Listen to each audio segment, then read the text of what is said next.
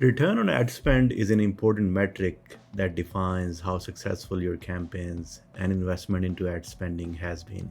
So, how can you maximize return on ad spend? How can you make sure every penny that you have been spending matters and brings your business results? So, what is ROAS? ROAS, by definition, is basically your campaign revenue divided by cost of the campaign. If you spend $1, did you get $5 back as a revenue? So your ROAS would be around 5. But there are many executional drivers of return on ad spend and return on investment. What was your total reach? What was your ad quality? What was your distribution channel?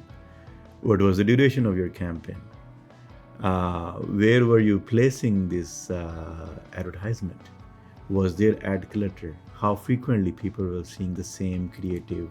So these are executional drivers of return on ad spend.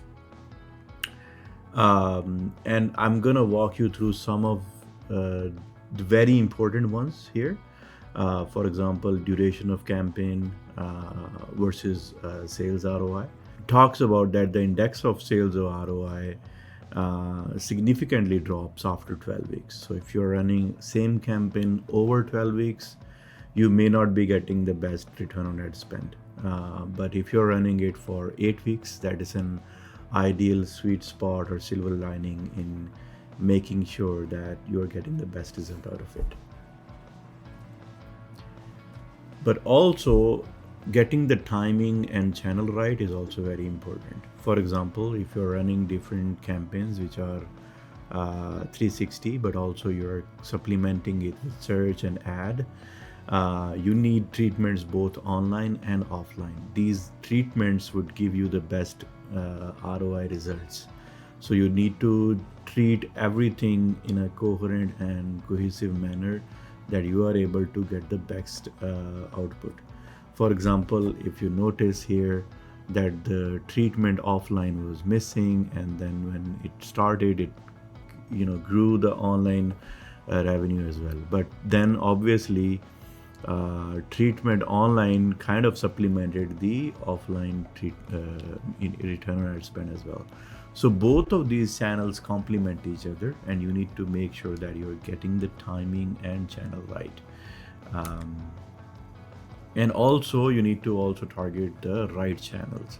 If a channel consistently underperforms, does not give you the results, you need to reconsider, are you really going to invest more into that channel, or you need to stop investing further into it.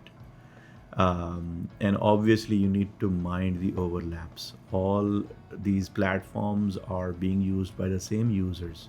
So the same user on YouTube might be going on Instagram, might be going on TikTok, might be going on a Snapchat. So you need to make sure that you're targeting to the audience in a way that your ads are not getting cluttered and they're not getting fatigue over time.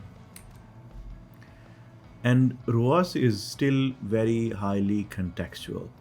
Even though you optimize on channels, timing, and everything, you would still have a lot of segmentations, a lot of diverse audiences, and all of this would remain very contextual for each user and how and when they resonate and action on your ad creatives. So by ROAS is highly contextual, what do I mean?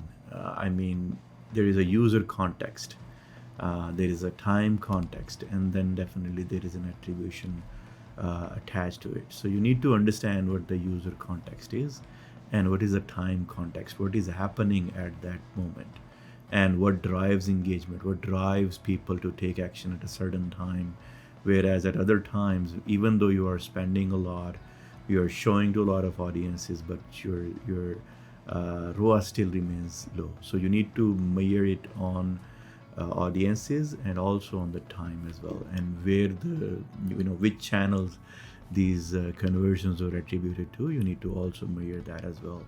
So this would give you more context as in what is driving ROAS at the end of the day. And you need to think strategically as well. You cannot keep on thinking like you're gonna dump in a lot of money into PPC campaigns, you need to think of in quick results, midterm results, and long-term game as well. So if you think about long-term game, I would always recommend companies to invest into content and SEO efforts. Midterm results can be driven by digital PRs, which would eventually drive the content and SEO part, but your initial bets are always on the PPC. So when you're launching a company, a new initiative, a new product, you are always going to rely on the PPC campaigns, which would drive you immediate results. But if you are not getting the right ROAS, many of those initiatives would fail only because you didn't think strategically in terms of ROAS, especially. And lastly, we have spoken about channels, timing, user context, but at the end of the day, I believe creative remains the undisputed champion in terms of sale drivers. If you have the creative done right and it's resonating with the audiences that you're targeting, and you are getting to the right channel and you are able to show up in the right places, you are definitely going to get much better ROAS compared to a poor creative on a channel that is not related at a time which is so it starts from the creative and then it goes to the context and the timing. So looking at some of these immensely amazing campaigns, you can see these were very context driven. These were shown at a certain time at a certain audience, and they drove a lot of conversions for these businesses. Lastly, I'm gonna talk a little bit about how can you do scientific ad testing to make sure that you are getting your creative right, because this is the most important of the ROAS drivers. There is timing, that information is given to you by the platforms. There is demographic information given to you by the platform. But how can you do scientific ad testing? So in order to do scientific ad testing, you need to understand what are your testing metrics. What do you want to do? So first of all, you can be trying to increase conversions, or you may be trying to increase visitors, or you're trying to increase engaged visitors, or you're trying to get the most revenue possible. So all of these would have a metric assigned. If you are trying to increase conversions, you're gonna look at conversion per impression. If you are looking at visitors, you're gonna look at the click-through rate. So these are going to be your metrics, that which creatives is driving your metric that at the end of the day you're trying to measure.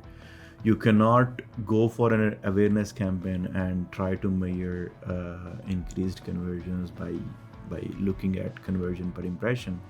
You need to treat every campaign motive and goal separately and look at overall quality scores, that what is happening in these test metrics. And then definitely you have these filter metrics. Highest revenue above a specific ROAS. So what is the revenue per impression? That is going to be your filter metrics. Which campaign would live, which one would die? This would give you, these two metrics would give you those decision powers and ability to make those decisions at the end of the day. And lastly, I would highly recommend all businesses that are looking at this session to build a dashboard as well. You need to look at the whole funnel. What was your clicks? What was your website views? What was your cost per click? And what was your total reach? And then how much were those sessions engaged? How many were adding to carts, for example? How many were initiating checkouts? How many were actually making purchases? So you need to have all these metrics in front of you, and they are definitely segregated. They are definitely scattered around different platforms. You need to bring them together.